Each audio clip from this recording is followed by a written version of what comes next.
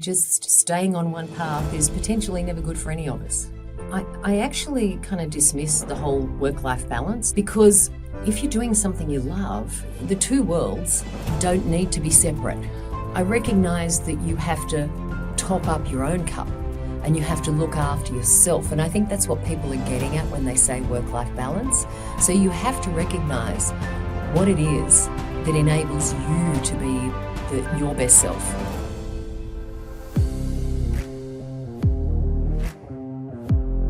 Welcome to another episode of Success with Purpose, where we help mentor you into becoming a more successful version of yourself. We do this through giving you access to mentors you typically would never have the opportunity to connect with. We explore their journeys, their experiences, their life-changing events, their fields of expertise, and most importantly, their purpose. My name is Harry Goldberg, husband to an incredible woman, father of two amazing daughters, host, interviewer and interrogator of this podcast. And now, just before we learn from yet another exceptional guest, if you find value from these conversations, please make sure to like and subscribe below, leave a review. It really does make a difference. And of course, share with someone else who's going to find value. Now, listen in, pay attention, take some notes, enjoy. Let's begin. Louise Baxter, welcome. It's nice to be here, Harry. It's a pleasure to have you. And for those who don't know who Louise Baxter is, she's CEO and Executive Director of the Starlight Children's Foundation of Australia. And it's not just the title that's of interest, it's the journey that took you to get here and to find out more about what's next for you afterwards. That's really the most exciting. Before we dive into that journey, though, I'd love to explore, how do you define success? Okay. It's very interesting because I'm sure that success is very different for different people. But for me, it really comes back to you can never even try to be successful if you don't have that clarity of purpose of what you're trying to achieve. So I think that upfront clarity of, where is this bus taking me is really important, because if you don't know where it's going, you're never gonna get to the destination. And so I think that's really important to have. What's my purpose in life really understood? I think it's important for us all to be true to ourselves. So, in modern day parlance, you'd refer to authenticity, but it's really, you need to be, life is challenging. You need to have the energy and resilience, etc., for life. And so if you're faking it along the way there and you're not really being true to yourself, that's going to make it even more challenging. So I think that authenticity piece is really important. I also think that relationships are at the heart of everything in life. In your personal life, in your work life. And so relationships are just everything. And it doesn't matter what you're doing, that's really important. So I think to have those connections is something that also helps in your life. So for me, success is kind of a combination of all those things, being really clear about what your purpose is at any moment. And that can change. And it doesn't always have to be helping others' purpose. It can be something purposeful you're doing, for yourself that you need to achieve. But having clarity around that, understanding too that you also need to be flexible, because the world changes, everything changes, and so quickly. And so if you're just on a path, and I referred to the bus earlier, sometimes the route of the bus has to change. And sometimes that destination does change because of things that are happening around. But you've got to keep, re-clarifying what is happening, where am I going, where do I need to go now? And that's what makes, I think, life's journey really interesting. Okay, so if I feed that back to you, just to make sure I understand it, you've said that the most important part with attempting to experience a successful life is to have your purpose and make sure that you're knowing flexible. What that means for you, yeah. Okay, so knowing what purpose means for you, then trying to identify and clarify it, and then constantly being flexible to re-clarify it, and then making sure that you're authentically pursuing it. You can't just fake it. You've got to actually pursue it authentically, and make sure you've got the relationships and the connections that are going to help you strive towards it. Yeah. So rather than asking what does purpose mean to you, I'm curious about how do you define what purpose means to you? Purpose is something that also can kind of change, because when you're doing different things, you have a different purpose. And for me, you have a different purpose in your life, in your family. Myself as a daughter, sister, mother, aunt, you fulfill different roles, and so you have a different purpose in that moment. And I think that in my work as well, I started my work in FMCG marketing and I moved into advertising. And in those moments of time, I was absolutely clear about what I was doing and I loved that. And then it moved to a moment in my life where it was really feeling a bit like Groundhog Day and I needed new challenges. Stay challenged is also something that I think you need to be doing along that journey. And so I moved to find something that challenged me and suited me in that moment. So for me, I think it is recognizing that your purpose is changing or needs to change.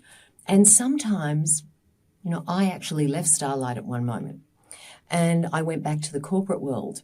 And for me, the purpose of Starlight was incredibly powerful, but I needed a new challenge in what I was doing, in my own personal purpose. And I wasn't going to be able to get that at that moment within Starlight. And so I left and went back to the corporate world because I needed to make sure I had the challenge that I needed at that moment in time. So I think recognizing it, because what I think is terrible is when I see someone who might be connected to the purpose of an organization, but they're very disengaged at that moment in time with their role in doing that. Sometimes it's the purpose of the organization that keeps them somewhere. But when you're disengaged and you're not really aligned with where the organization's going, you start to become disgruntled and you sit in this little corner and you try to pull other people into your little negative corner. And what I always say then is it's so much better for that individual to really recognize that and to leave potentially, go somewhere where that fits their purpose and need at that moment in time. Then the organisation they leave can have someone come in that is really suited and enthusiastic and committed to that. And the organisation they go to gets someone who's wonderful and who is now kind of re-energised because they've found the challenge they were missing elsewhere. So I really think in life we have so many moments to make choices. We need to embrace those choices because, just staying on one path is potentially never good for any of us. What I'm hearing there is that it's not so much you're talking about what a lot of people talk about, work-life balance, but you're not talking about in the terms that most people refer to as balance, right? You're referring to something more like alignment. You're saying you've got to Alignment make and engagement. Yeah. I actually kind of dismiss the whole work-life balance, like I need to get 20% of this and 80% of this or 40% of this, because if you're doing something you love, the two worlds don't need to be separate. And I feel when you talk about that balance, I always have that image of the scales, and I feel that it's not like that. It's much more connected, and so I recognise that you have to top up your own cup, and you have to look after yourself, and I think that's what people are getting at when they say work-life balance. So you have to recognise what it is that enables you to be your best self. And that can be a combination of what you're doing in work and life. And I don't see a line that differentiates or separates those two. Yeah. No, and I like that perspective. You were talking just a few minutes ago about needing the clarity of what you do in each role. So the role as a daughter, as you gave the examples of mother, as an aunt, as a sibling, right? You've got all these different roles. How do you have clarity of those roles? Do you have specific mission statements for each one, or do you just know how they contribute towards your life or how you aim to contribute towards them? How do you gain that clarity? Yeah. No, I'm not somebody who would have a mission statement, especially about being a mother, because that changes on an hourly basis. Yes. And I think that, you have to have, if we go back to that authenticity, if I'm very authentic, what you see is what you get. There's nothing, and that's the same whether and again back to that, they're not separate worlds. That's the same when I'm at work or I'm at home. So I, behave in the same way. So I suppose that authenticity is really important to me, but it's recognizing in a moment what your role is, I suppose, is the important part, and that can change. I mean, sorry, just to be clear, 'cause I'm curious about this point. You said that your behavior is the same, as in, I guess that your intention to do the best you can for others is pretty much the same. That's what I'm hearing. But your role can change. So your behavior usually changes based on what role you're taking on, right? Absolutely. And we all move in and out. Everyone can lead, okay? There's not a group of people who are the leaders in any organization and everybody else is not.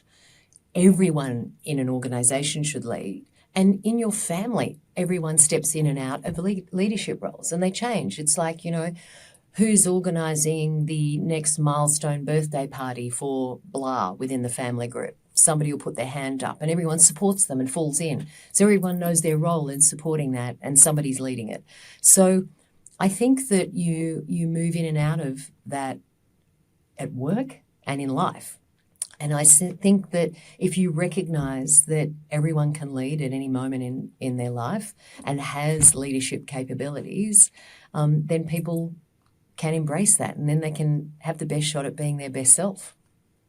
We'll definitely talk about leadership towards like later on in the conversation.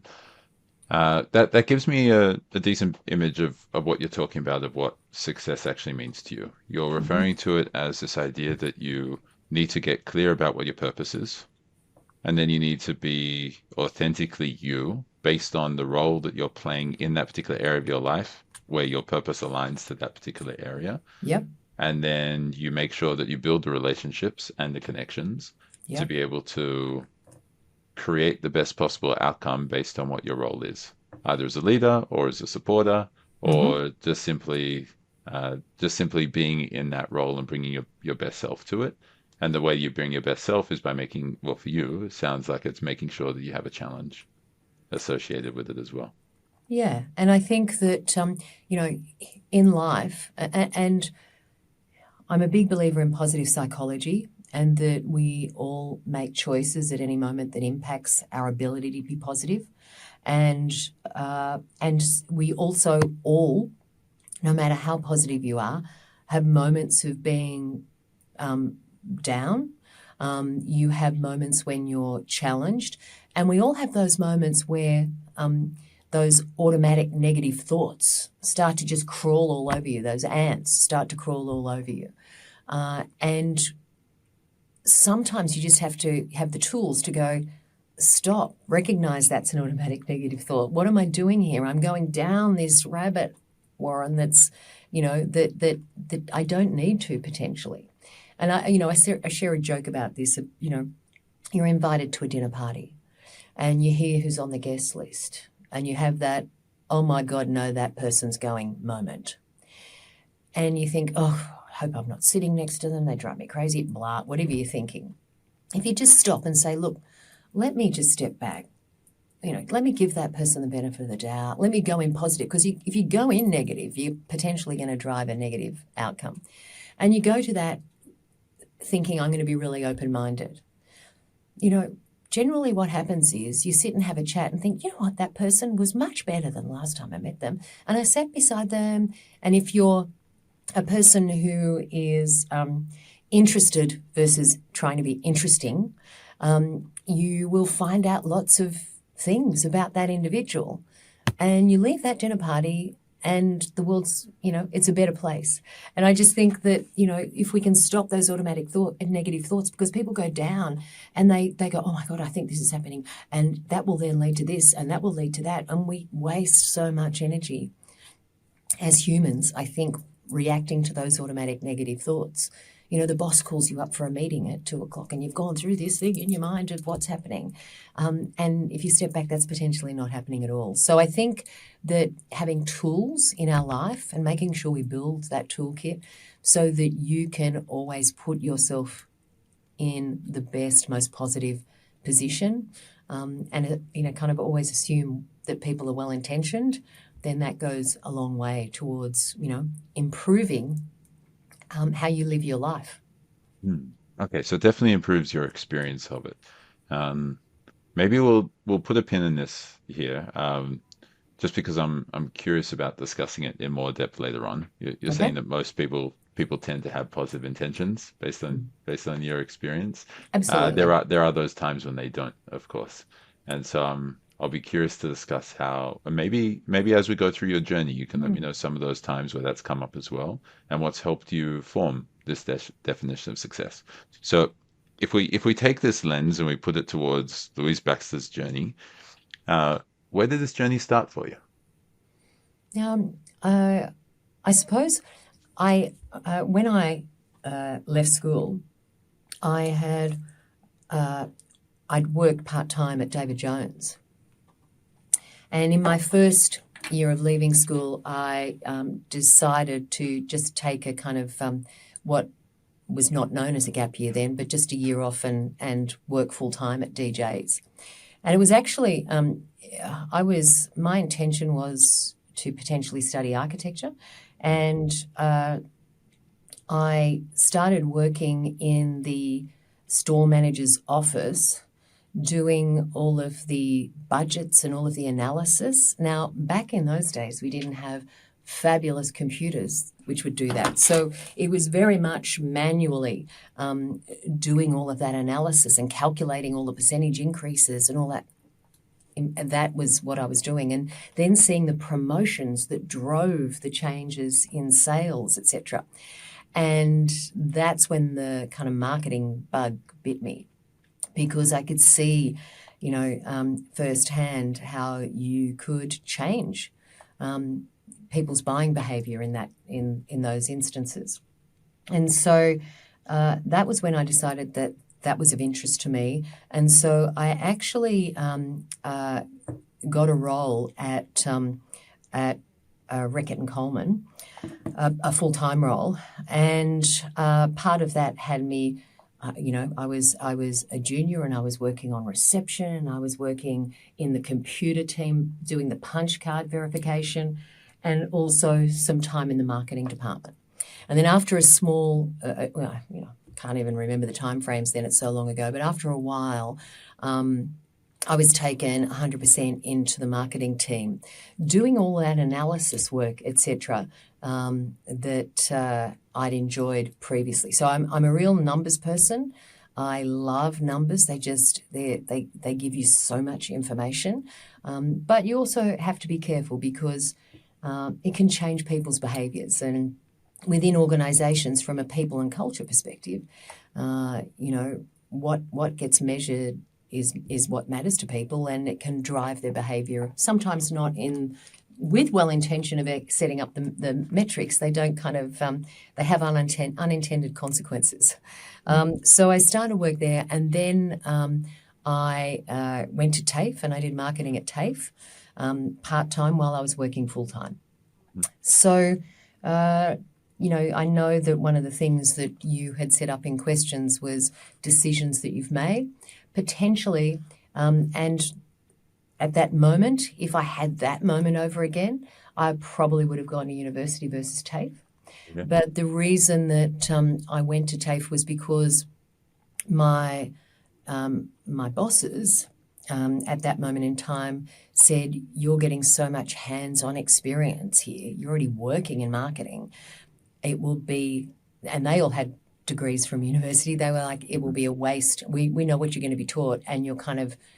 That's different to what you would learn in a TAFE course, which is a bit more kind of hands-on as well. So I chose to do that. I reflect on that to this day and said, should I have gone and done the university degree? But whatever.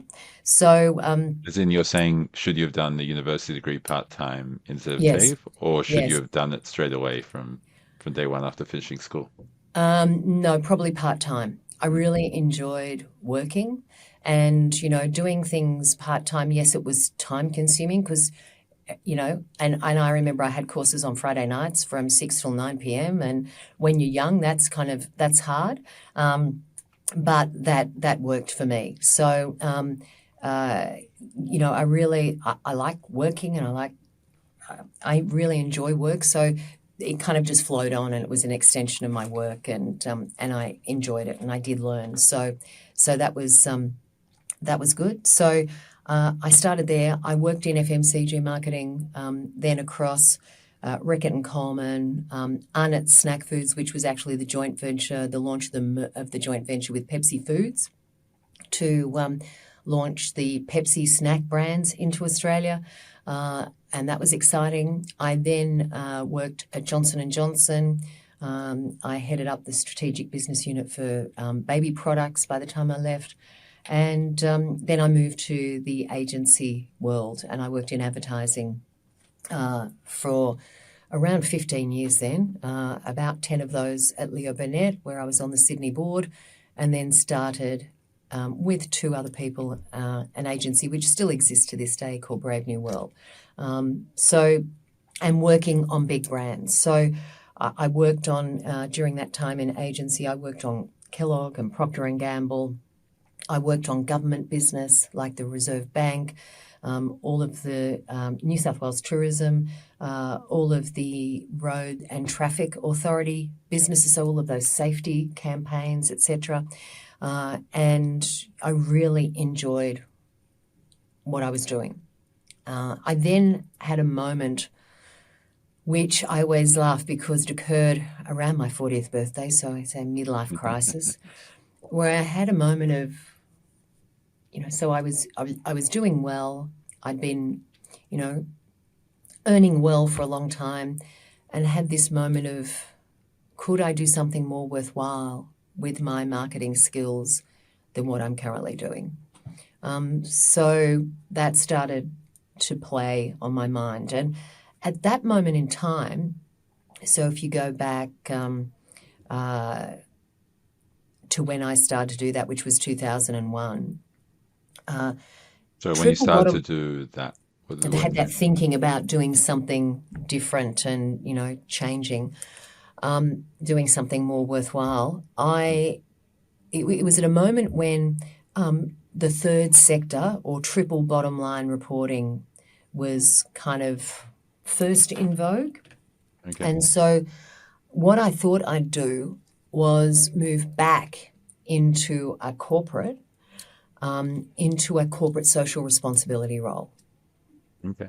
And the one thing that I was missing, so that was my plan and what I considered my purpose would lie, because I thought I have worked on the brand side, I've worked on the agency side, I understand marketing, I know what drives, FMCG or all businesses, and I also was recognising the value of corporate social responsibility as part of a brand mix. And so, and as that was growing in terms of what organisations were looking at, I thought that's what I'd do. What I was missing was I hadn't actually ever worked in the charity sector. Okay. And so in talking to a recruitment specialist about this transition, they suggested to me that it'd be a great idea and that there was a maternity leave role available at Starlight in the corporate partnerships area.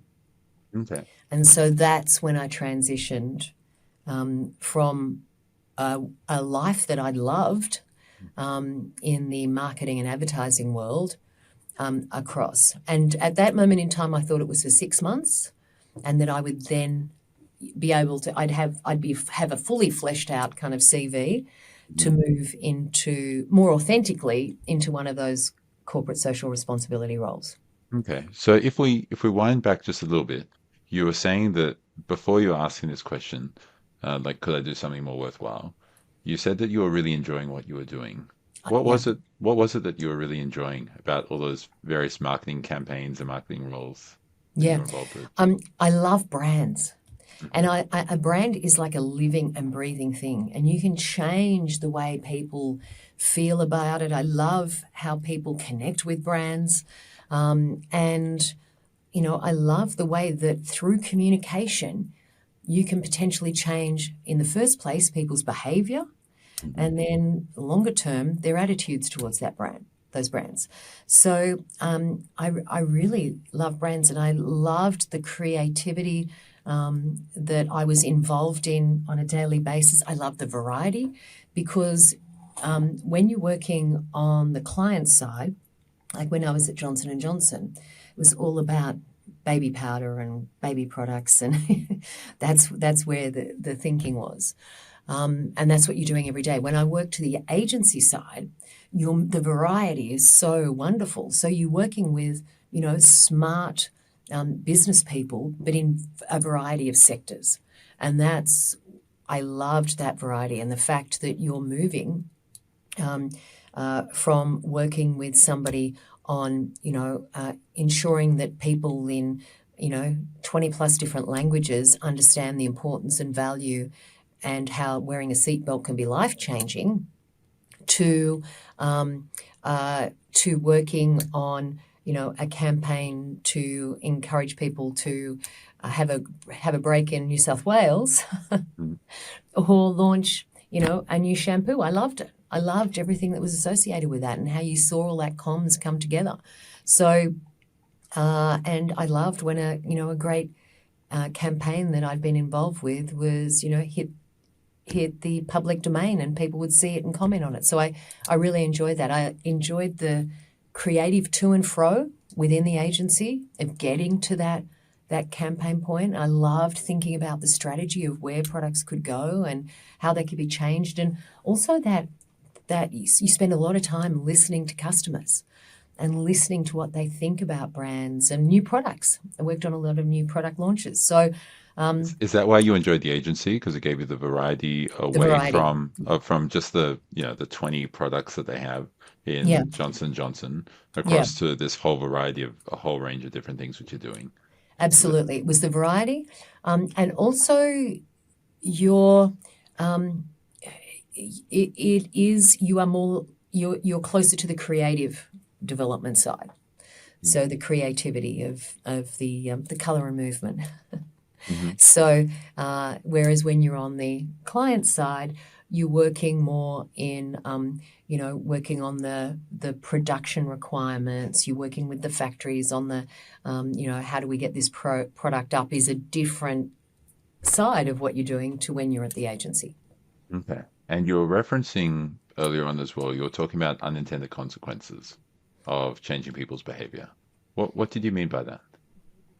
I think that I was referring to the unintended consequences was back more with teams, and that was more about metrics. Okay. So that is that, if you're measuring something with your people, Okay. Sometimes that can change, and you want them to be engaged with that for a reason, and that's why you start to measure it, and everybody's very enthusiastic. But then over time, people might lose that reason, and then it becomes a chore to actually do that because it's just the metric that they're responding to. So that was more about metrics with your team. You have to be careful because what gets measured matters to people, but sometimes it has an unintended consequence of just becoming a metric, and it loses the reason it was done. Its whole raison d'etre disappears, and that's the value, not the metric. Have you ever had unintended consequences from having a marketing strategy be too successful? Or... Actually, there was a I suppose the other thing with agency world back then was a lot of the revenue that would be made would be from the production of the TV commercials. And so if you made created a TV campaign that was too successful and that the client used for years and years and years, that means you're not actually creating, it means your creative teams don't have the work to do, and it means that, so that could sometimes be a double-edged sword. But generally in that space, people are wanting new and fresh on a regular basis. But no, I have had the instance where a campaign was so successful that it was running, 8 years later. Yeah, okay. And you started thinking when you started thinking about what can I do that's more meaningful, did you have kids yet? Or where Yes, I did kid? did. Yeah, I okay. did. Where did kids come in all this while you were at the agency? While I was at the agency. Okay. And and that changes everything because I worked on, as I said, big brands, global brands, and all that travel when you don't have kids is great. I'd often be overseas, etc. But I do remember the first time my eldest son's now 31. The first time I had to go to Chicago for over 2 weeks, and he was 9 months old or whatever, and I vividly remember when I walked back through customs in Sydney looking for him, and my husband had him, on the railing as you walk through. And I was thinking, will he even remember me? And I remember the full body elation, activity when I walk through. So it becomes different when you move into that space. And when I first started here at Starlight, my kids were 8 and 5. Okay. And so, that purpose around children really resonated with me. It also, what we do at Starlight also resonated with me because when I was a child myself, we had, those families that you're very close to. And one of those families had one of their children was diagnosed with leukemia. And he died after a number of years and years of treatment. And I observed that as a child. And I observed as a child the impact it had on the family and the siblings. And Starlight didn't exist then. And I saw what he went through. And then when I came to Starlight, I saw very quickly how that would have changed his and his family's experience, and how it was changing people's experience.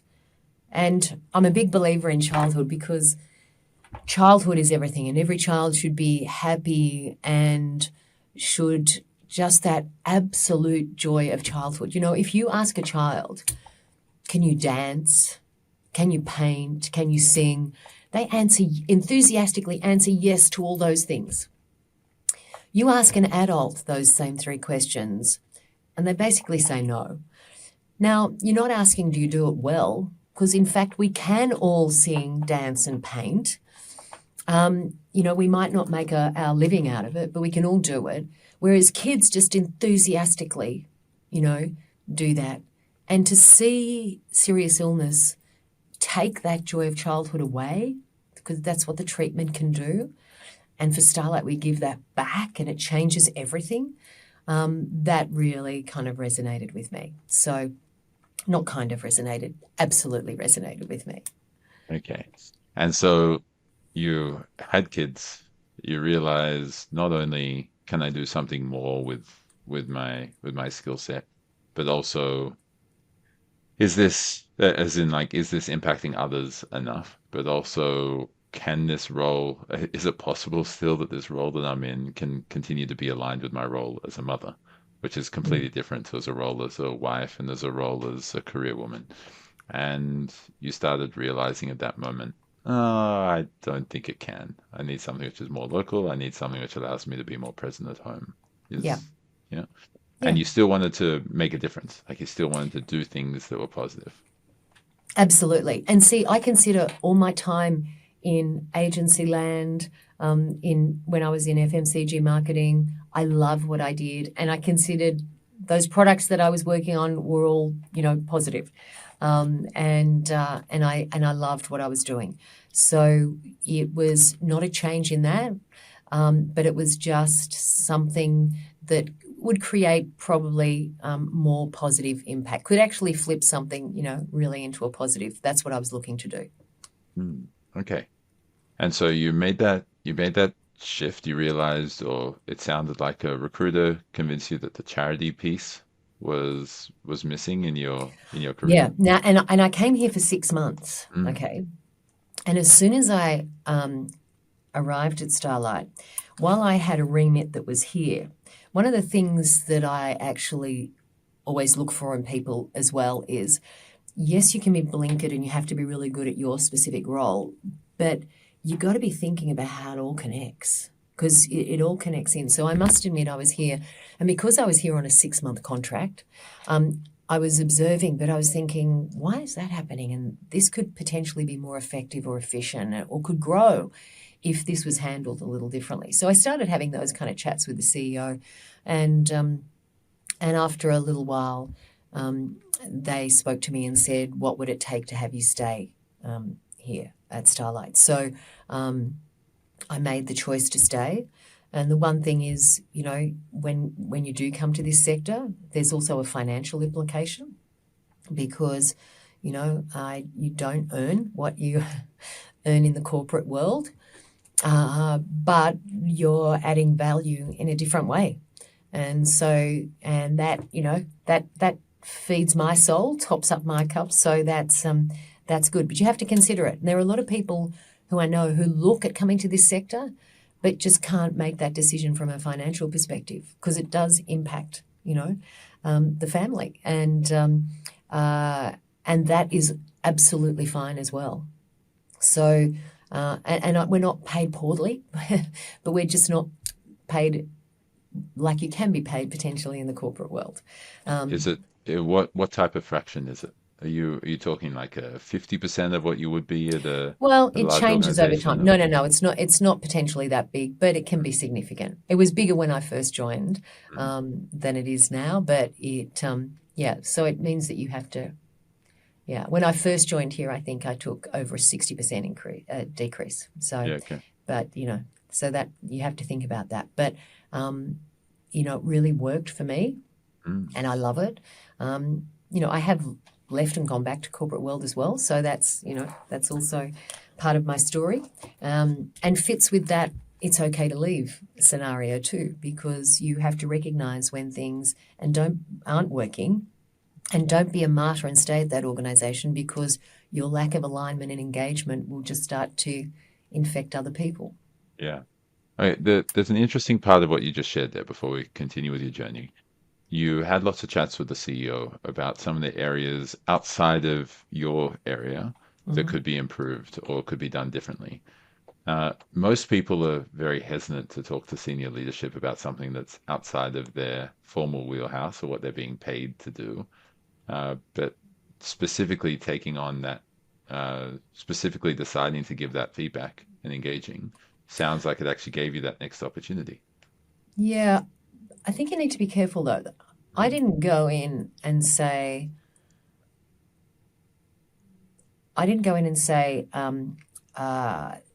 you need to change this, okay? And sometimes I do see people do that, Yeah. and everybody's like, well, who are you and where did you come from? Yes. I adopted, and I generally do this, a style that one of my great mentors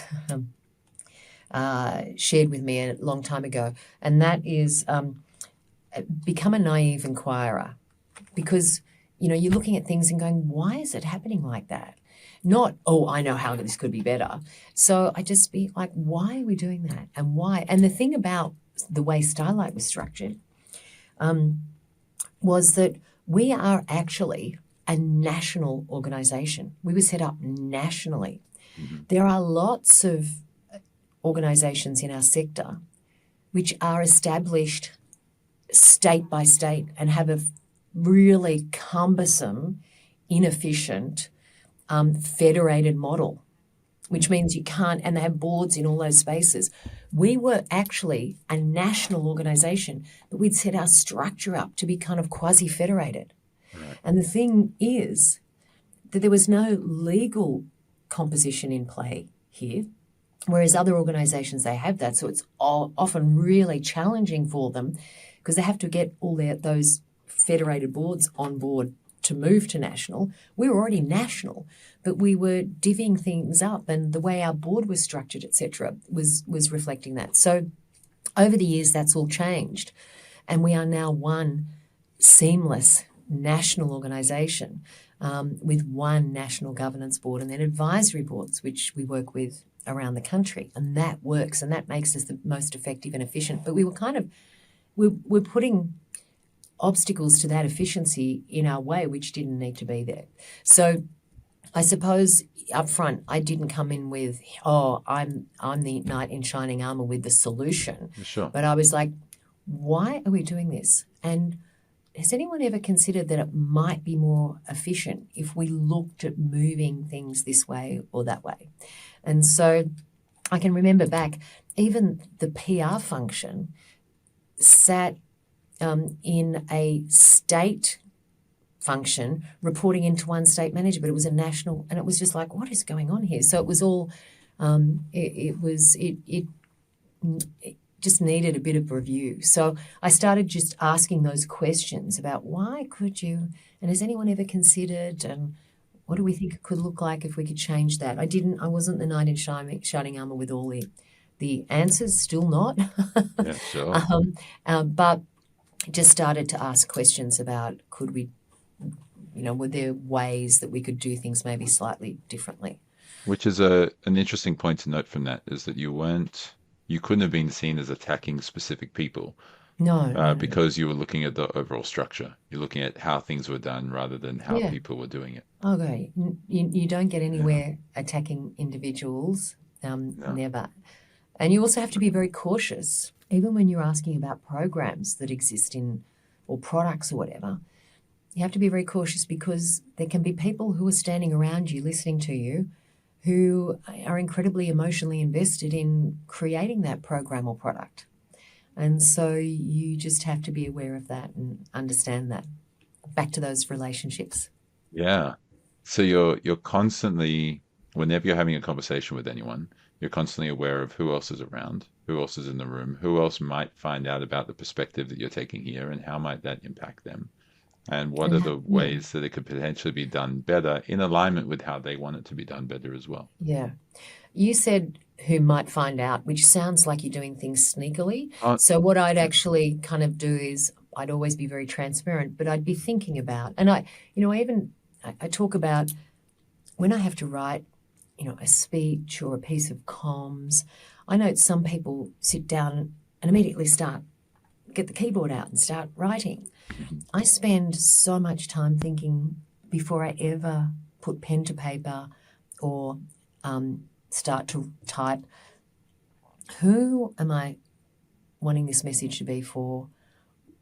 What's their position going to be? Where are they starting from? What might trigger them in a positive or negative way?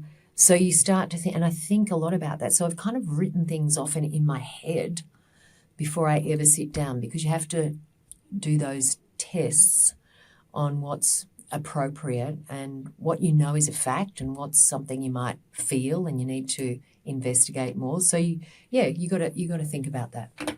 So when you're approaching, let's say that you can see that something needs to be changed. We're obviously talking about leadership, but this isn't just leadership of an organization. This is leadership in your role in the organization, and you see that something would be better off if it was changed. So you're the naive inquisitor, you start to ask the right questions to the right people and just exploring how things could be done. But you're very mindful of how that could trigger other people, positively and negatively. Yeah. Right? So what's an example of when a project or a product or a way of doing thing or a team that exists needs to change or really should change, and you're starting to inquire and challenge in a diplomatic and in a constructive way, and begin to challenge the way that things are being done? How do you keep in mind those who will be triggered negatively by it? I think you have to also understand why. They'll be triggered, and sometimes people become, very emotionally invested in things, probably too emotionally invested. At Starlight, I think we have created a very unique and positive culture here, and we also talk about innovation as any change which adds value.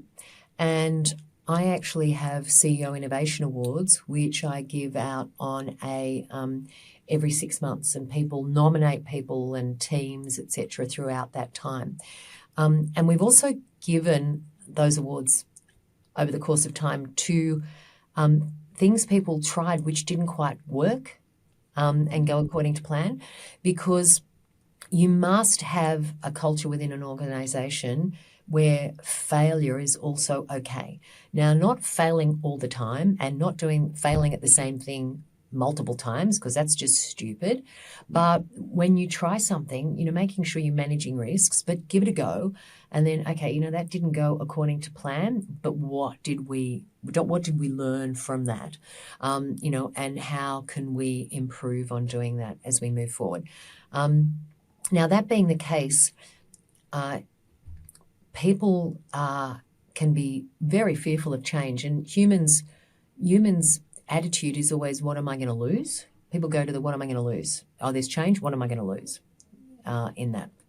So you have to be aware of what people might perceive they might lose, which in fact might not be anything if they can weigh up and you can get them focused on the bright, shiny ball of additions to what's going to happen. So I think you have to be careful, but in some instances you just have to make decisions.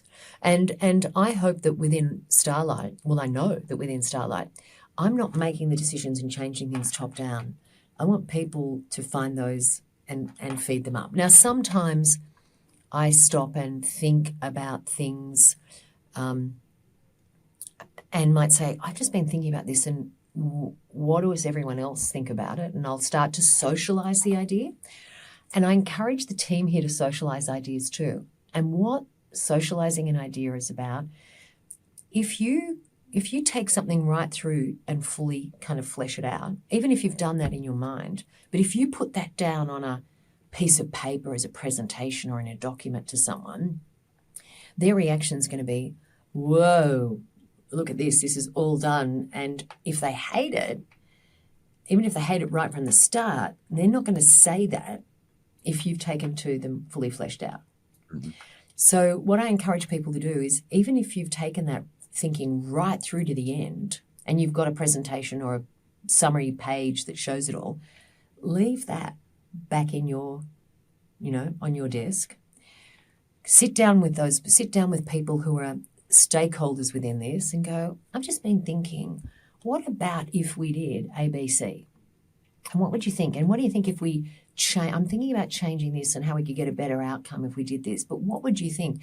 Then you take them on the journey. They tell you what they think will and won't work, honestly, because they're not reacting to you haven't bought all the emotion of, oh my God, this person's taken this all the way through to the end and now they're asking me for advice and I hate it right at stage one. Mm-hmm.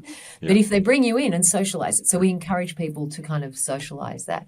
And once you do that, you start to know, and even in my interactions with my board, I need to understand, and if I have things that I'm looking at doing that I think somebody might object to or might add value to, which is the best place, you go to those people to get them on board, because those advocates then, when you share it more generally, will say, no, I think this is a really good idea. And board members are there for their diversity of experience and expertise.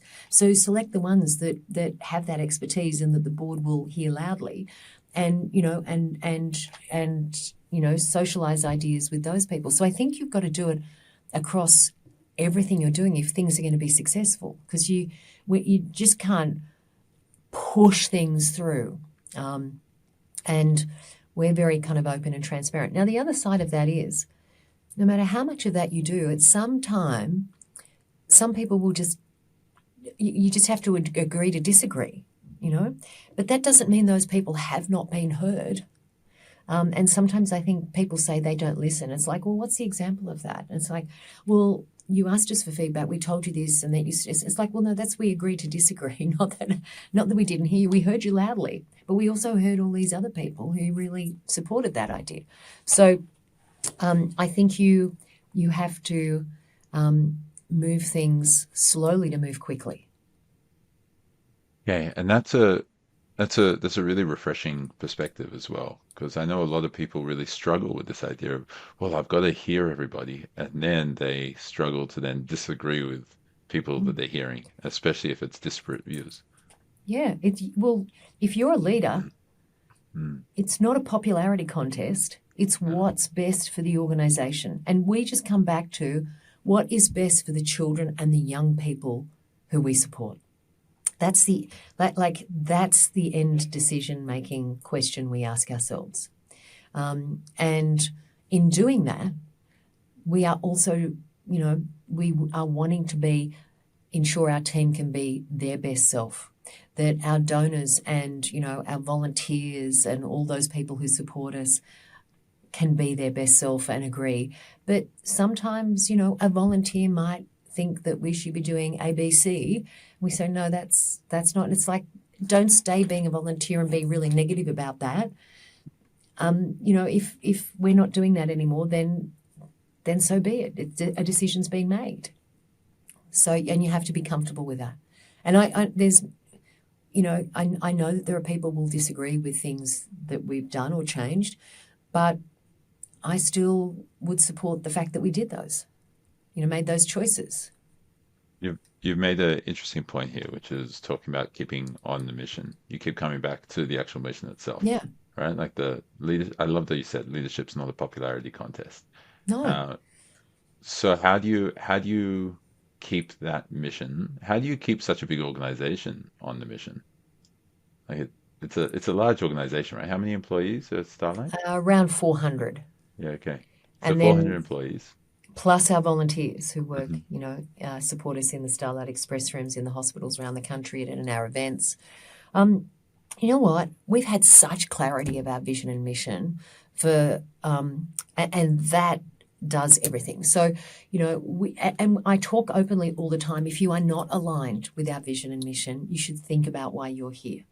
And there's a joke, because we talk about positive psychology and the end game of pos psych is that you're flourishing.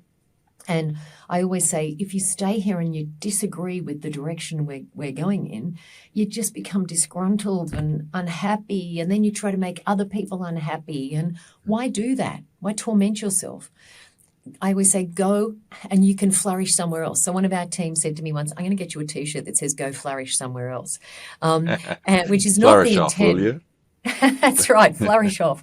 So it's like, it's but that's really important, because you can also still believe in the mission of Starlight and our purpose, but if it's not working for you at that moment in time, then do what's best for yourself. That's what I talk about, choices. We all make choices constantly. So don't make a choice to stay if that choice is going to make you unhappy and disgruntled and make you try to make other people unhappy, because that's not good for anyone. So I really think that's important. But our vision is a world where everyone experiences a happy childhood, because happiness in childhood is the strongest and clearest determinant of how you perform in your education, in your employment, and with long-term healthy life behaviours. Children who are sick, who are seriously ill, have their ability to be happy significantly impaired. And what we do at Starlight is brighten the lives of seriously ill children and young people. And that changes everything for them and their family, no matter what their outcomes. And so we just keep coming back to, we're all about happiness. Happiness matters. Everything we do is based on pos psych for our team and for the programs that we create. So all of the children, it's all about pos psych. And how do we help them build their well-being and resilience? But we're just about having fun. We have our theory of change, or theory of impact as we refer to it. We have, so that our team don't have this laundry list of what Starlight does, because I used to hear people and they would talk about what we do and they'd take a deep breath, because we have a significant number of programs that are created for different points in time and different ages and whatever. But people would just have a laundry list that they'd take a deep breath and say everything of what we did. It's like, well, that's not really communicating why we do things. So we then talk about, in terms of brightening the lives, we have 3 areas that we use, and that's transforming the healthcare experience. It's about providing the social connection that's often missing and those moments of entertainment and fun that positively distract kids. So we just talk about those three areas. So everyone knows what we're doing at all period moments in time. The other thing we did a number of years ago was that we had values. We had a number of values. And it said teamwork and achievement and recognition and all those things that everyone had. And I actually did some research because I was looking at that thinking, there's got to be something better here. And so I looked at what were the top values that were listed for the top 50 charity organisations in the world. And then I looked at what were the values for the top 50 banks. Now, you could have taken any bank's name off and put any charity's name and vice versa because they were the same, kind of up to 8 values that were listed. Now, I'm not saying that those values are bad. They're good and you want. And things like honesty, integrity, teamwork, you know the drill. Yeah. But I looked at what we were doing and thought, I think there's a better way. And I want Starlight team members, and your values also come from within your organisation. You don't have an offsite and create values. No. They're within your organisation. So I looked at it all and thought, I think we can have one value. But I needed to then socialise that idea. And I must admit, the first time I even socialised that with the board, they thought it was a bit glib and weren't necessarily on board. But the more I thought about it, the more powerful it became. And so at Starlight, we have one value, and that is to shine. And it's about, and the thing about that is we talk about shining for our purpose, shining by being exceptional, shining brighter together. But the thing is, in any moment, it doesn't matter what you're doing, you can kind of stop and say, okay, in this moment, am I shining and how can I shine more brightly? And you know what it means. So it doesn't matter if you're a Captain Starlight who's there with a child who's seriously ill in front of you, who's desperately unhappy, and you're trying to change that moment for them into a more positive. It doesn't matter if you're someone who's thinking about granting a wish for a child. You can think about, how can I make this wish even more exceptional? How can I shine more brightly? It can be about when I'm about to chat to a donor. How can I make that donor feel so special about the support they've given us? How can I shine more brightly? When you're about to hit send on an email to one person or a whole team, how do you look at that and go, you know what? How can I shine more brightly? How can I make this more Starlight? So I think the great thing is it doesn't matter what your role is in Starlight. You can always think, am I shining and how can I shine more brightly? And it's also, so it brings us together, but it's really authentic. And so now we just talk about our value of shining. And so when you think about, when you have such clarity, we know exactly why we're doing it. We're doing it because happiness matters. We know that seriously all kids have their ability to be happy impacted. We don't ask about the illness or the child. We're about the child within. We can make sure that every decision we make says, okay, will this improve what we do for the children and young people we support, yes or no? That's our sense test. And I think that's what, and then we kind of, as a team, am I shining? How can I shine more brightly? All fits really neatly. It's simple. We're consistent. And it was a thing that I think helped us to be so successful during COVID.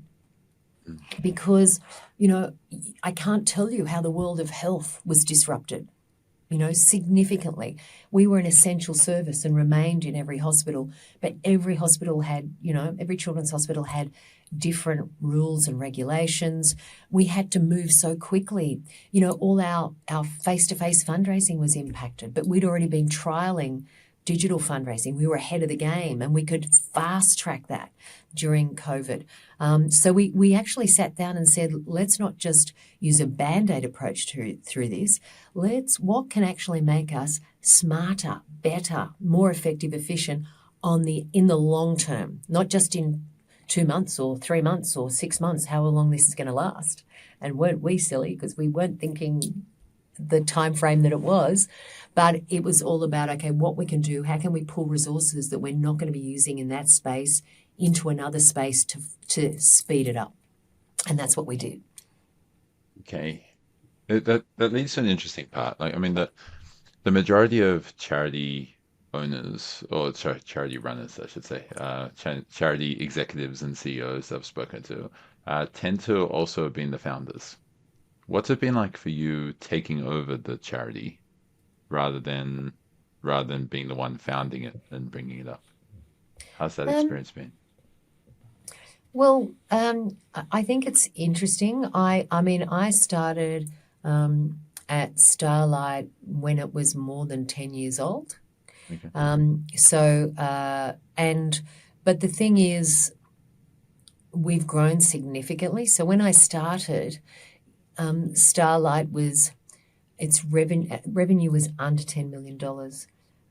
At the positive Starlight experiences we created in a year were around 125,000. And if you compare that to last year our revenue was 5 times that amount. Our positive Starlight experiences were about 15 times that amount. So we were 1.9 million, about 13 times. We were 1.9 million positive Starlight experiences. We've grown so many, created new programs over that time and changed. So I actually talk about the fact that I think at an organisation like ours, you're in eternal startup mode because you're always lean. There's always more you can do. Opportunities are everywhere, and you have to do it all on the smell of an oily rag. So I think that, maintaining that energy for eternal startup is really good. And there also is always a moment with founders that they need to leave and move on, and have, fresh eyes look over the organisation. And that time, will come for me as well. Mm. Was that, and from my experience from what I've seen so far, that tends to be around the 10-year mark. Did you take over from the founders? No, No. no, Okay. no. And the founders weren't even involved. Well, one of the near founders was still involved at board level. I'm just trying to think. So there were a couple of legacy board members who were still there, Mm. but amazing, wonderful people They're who amazing. had great contribution. But one of the other things that I had changed with our board was there was no tenure in our board. We now have 12 years. So we needed to have a bit of a time frame so that those legacy members, we didn't need them all to leave in the one moment. So now our board members have a 12-year tenure unless it's voted to extend that for any reason. And we were able to refresh the board. So there were a lot of kind of nearly from the start or from the start, there were a few of those board members that were still there, but no, the founders had moved on. Not even the CEO before me wasn't a founder, so yeah, Have in the you early days. have you found that as a charity you're judged more harshly than a corporate institution? Yeah, it's really interesting that, one of the things that I actually considered right up front was that in the corporate world, investing in something that will grow you long term is a smart, good thing to do.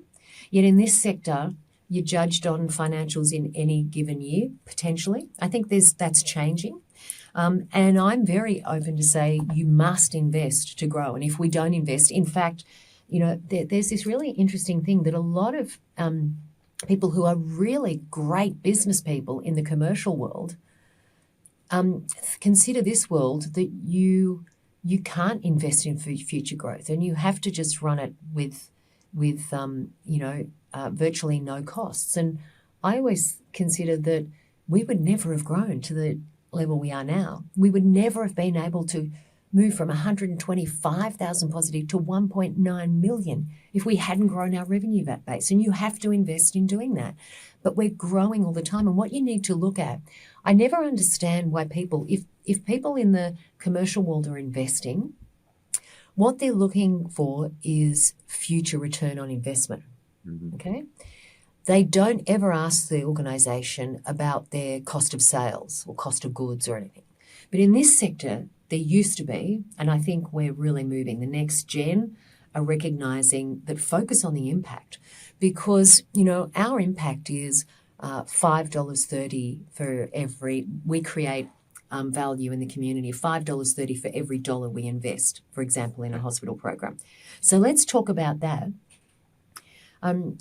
Not about the fact that we might be spending 25% on our cost of funds and you think it should only be 5% or 10%, because that has grown that impact. And if you look at organisations that might have that low percentage, if they're returning dollar for dollar, then you're under your dollar in terms of your value. You've got to look at your impact.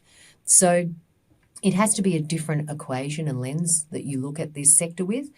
And I've always been fascinated by the way smart people in the commercial world will think that this sector should exist, spending no money on growing. Whereas the more you grow, the more you can actually, and now I think we have to manage that and be smart about it. Yeah. And we have to be more effective and efficient than you do in the corporate world potentially. But we also need to have that ability to grow, because then I can actually support more children and make much more positive impact than if we are restrained by not being able to grow our revenue. Okay, and so the people that you're talking about here who are challenging you the most, do they tend to be the corporate partners or the key donors? No. I quite frankly, I find I never get this. It's a mythology that other organisations will sometimes talk about, and I hear people say, "Oh no, but you've got to do this," and it's like, well, you know what? The number of times that I'm asked about that, because if you focus people on what the impact is, and all our financials are public, they can have a look at anything that we're spending. It's like, but it makes sense because the number of children that we're impacting has grown so significantly. I think it's yesterday's debate, quite frankly. Okay. And anybody who's still doing it is needs to catch up. Okay. Old school. No, gotcha. It's interesting because it still keeps coming up. But thank you for sharing the perspective. Yeah, if I'm at anything and somebody brings this up, chances are they're potentially older than me, and then you have all the next gen of philanthropists who are sitting there shaking their head. Yeah, okay. So I'm enthusiastic and positive about the future. Who are the types of people who tend to give money and tend to support Starlight the most? There's not a type of person. Yeah, okay. And I think that we've obviously expanded our supporter base because we are about positive psychology. And I think as clinicians have recognised that over the years that treatment is holistic. It's not just about the physical, the clinical, the surgery, the medicines. It's not just about that. It's your mind and your body work together. And so as clinicians have seen that, the need for Starlight programs has increased because clinicians are so creative and they're coming up with new ways they can use Starlight as part of the total care. And that means the need has grown. When we're involved in going into community to test children for rheumatic heart disease, the clinicians will see 3 times as many children when Captain Starlight's part of the clinical team. And it ensures that is a more positive experience for those Aboriginal and Torres Strait Islander children whose community might have a very strong fear of white government health workers coming into their community. And so we become the trust in there. And then when those children might go from a very remote community into Darwin Hospital and our Captain Starlights are there, that trust and that recognition and familiarity continues and makes that a positive experience. And then when they're moved to Melbourne for heart surgery and our Captain Starlights are there, that connection is really powerful. And so as clinicians and as the world starts to embrace that positive psychology is a good thing and your mental health and well-being is as important as your physical health and well-being, we've kind of been at the head of this wave of understanding. And it wasn't called 35 years ago potentially positive psychology. That was only that phrase was only really coined by Martin Seligman in 1998. But that's what we've been doing right from the start, giving kids back their chance to be a child, and that builds their well-being and resilience and helps them through, and the families as well. You know, I've had I had a father once say to me that when your child is diagnosed, it's like you've just dumped by the biggest wave and you're rolling around and you don't know whether you're going to get up for a breath. And Starlight is kind of that support that lifts you out of that wave so that you take a really deep breath before the next one hits you and you go back under again. And that's what we are. We're that light in the darkness. You know, it's our logo says it all. A child reaching for a bright star in a really dark sky, and that's what we do. And that's what we do for the children and for the families, and then also their community, because a whole community is impacted when a child is going through some of the most unimaginable treatments and pain and stress and surgeries and hospitalizations. It impacts everyone. And so when you're saying there's no particular type of person, like it's open for a lot of people just want to ultimately support what you're building at Yeah, Starlight. and individuals sometimes choose, and that this is fine. You know, there are people who truly believe that, you know, the health and happiness of our children is the most important thing in the world. And they may or may not choose to support that end game through Starlight.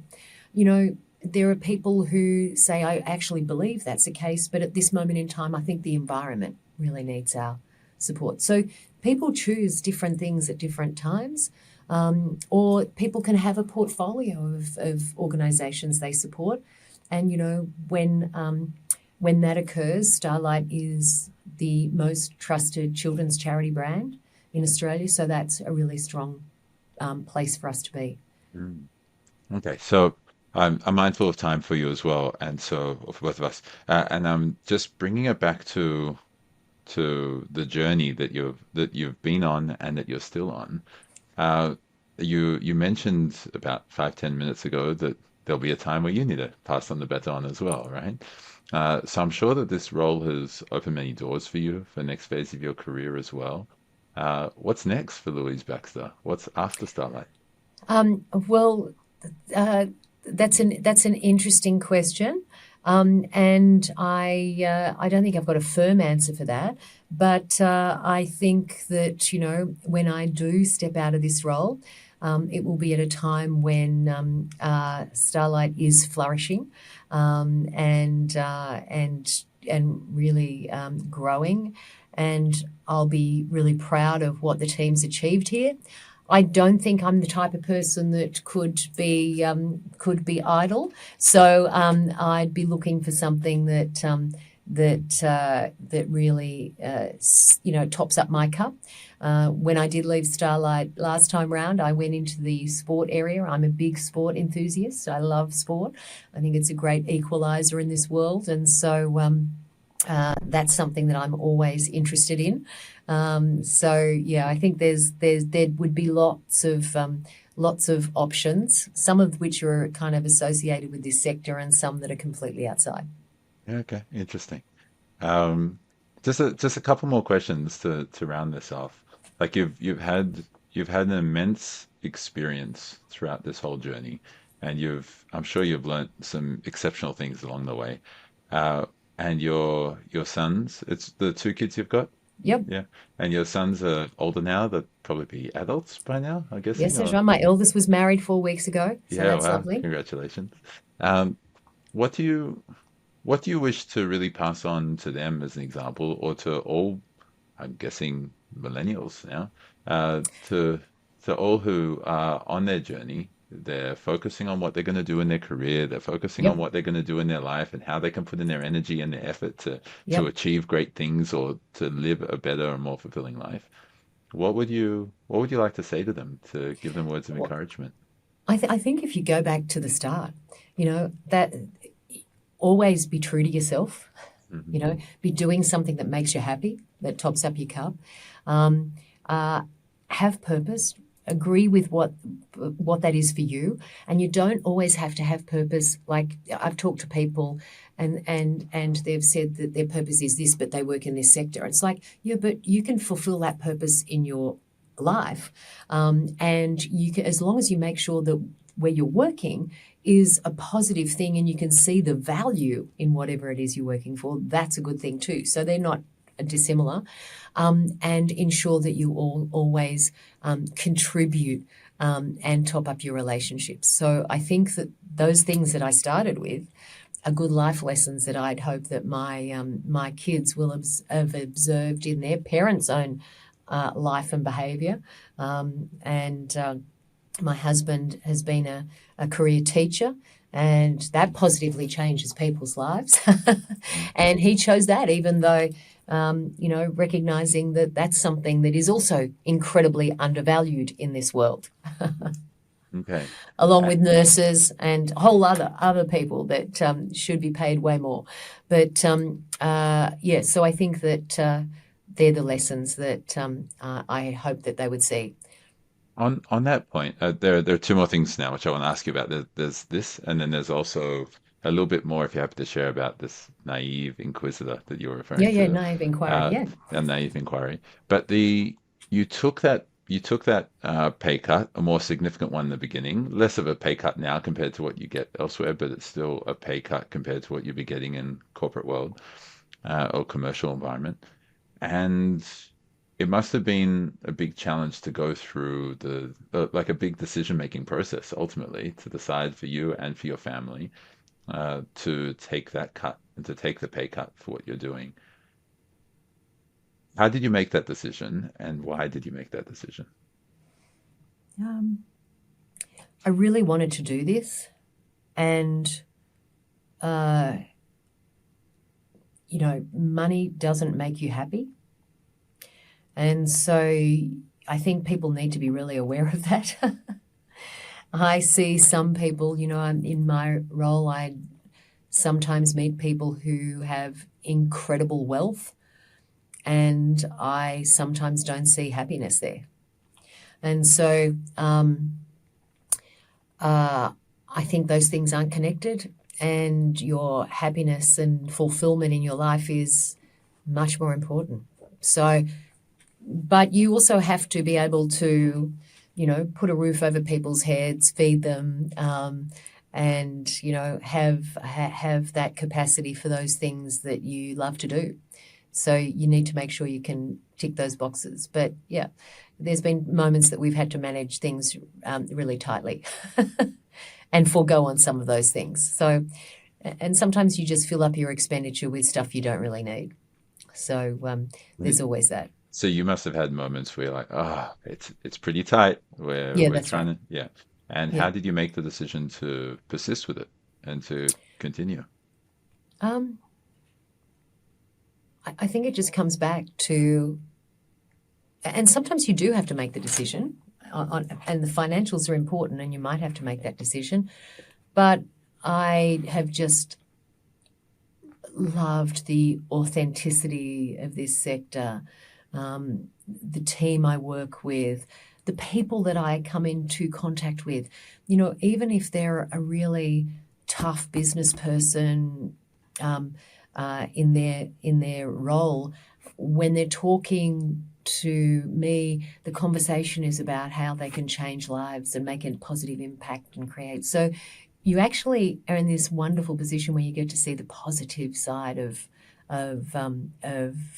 the world of life and you also get to see parents and families who are in their most challenged times. So I think it gives you more perspective than you can ever possibly imagine. Yeah, okay. Thank you. To wrap up the conversation, I'll be curious, or just almost to wrap up, I'm curious more about this naive inquirer. You said it's one of your great mentors that shared it with you, and it sounds like it's been quite a game changer for you throughout your career. Yeah, I think that, and I should also go back and say that, one of the things that I led up on earlier in my career was, I think at once there was possibly a moment where I was trying to be a perfectionist. And I'm now a strong anti-perfectionist, because all perfectionists do is drive everyone crazy, and they're never happy themselves. And you need to, I think, in this life and the way we live now, have a kind of get things to 80% and out, because it's better that they're out and done, and you learn, from what you're doing, than trying to get things to 120% on paper, because then you'll potentially never get it out and you'll never learn anything and blah. So I also moved from that. The other thing, that advice I'd been given along the way, was also, I remember early on when I was working with a client, and they said to me, Louise, I don't think you're really listening to what I'm saying to you, because I think you're trying, as I'm talking, you're not really hearing me because you're trying to work out your answer. And they were bang on. I was trying to do that. And so that was a good learning for me. And I think the naive inquirer takes it that next step, and you've got to really listen. So when people tell you stuff, just don't jump in with, well, that's not right, or just go, okay, that's really interesting. Tell me why you think that, or why you're doing that, or why you, and then, you just keep asking those questions, and you get deeper, and it gives you more insight into the why people have got to that place, as opposed to just, no, that's wrong, change it. That doesn't do anything, and they learn and you learn, and you get more insight. So, and people feel heard. So I think it's kind of linked to those two things, that, you've got to let go of that perfectionist, because there's loads of ways you can do things. And I'm not always right. In fact, that's one of the great things, I think, that you have to be as a leader. It's like, well, that's interesting. And people say, but 2 weeks ago I asked you about that and you thought this, and it's like, yeah, but then I spoke to this person, asked them a lot of questions, and they also shared this perspective, which I really got on board with. So now I'm thinking why versus yes, because I listened. As leaders, you can't be just X, X, X, X, X, X, because so much changes.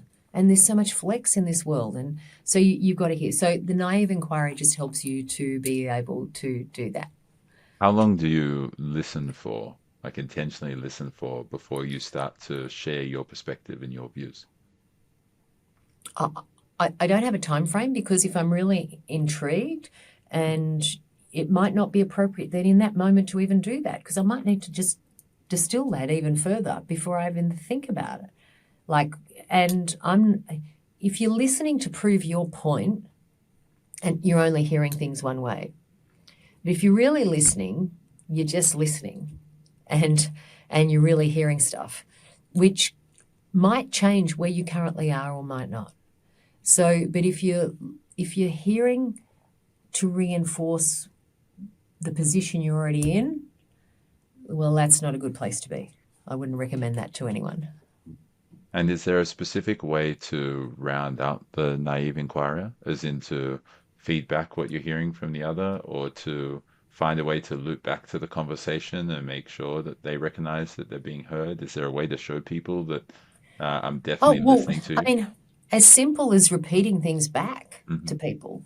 And then if you can get it into examples. Oh, so, okay, so if I'm replaying that back to you, and you're, what you're telling me is A, B, C, D, E, would that then look like if this happened, and then that would need to happen, yes or no? And then they go, oh, no, it doesn't come out there. They'll tell you. So I think if you can relay it back, and then possibly put it into an example that works in your mind, and see if that works in their mind, then that helps. And then if they say no, it's like, okay, I'm not understanding. Give me an example of what you mean then. So you twist it round. But I think that's the most, the best thing you can do whenever you're involved in anything. If you're listening, that ability to change, that's not, that's not a bad thing. That's a really good thing, because I sometimes wish our politicians would do that more often. And when I hear, counter ideas in politics, it's like, so 12 months ago they said this and now they're saying this, but the whole situation's changed. Of course they've changed. That's a good thing. That's a positive. So yeah, that's good. I'm hearing some key themes from what you've shared, and in what you just mentioned there, especially being open-minded.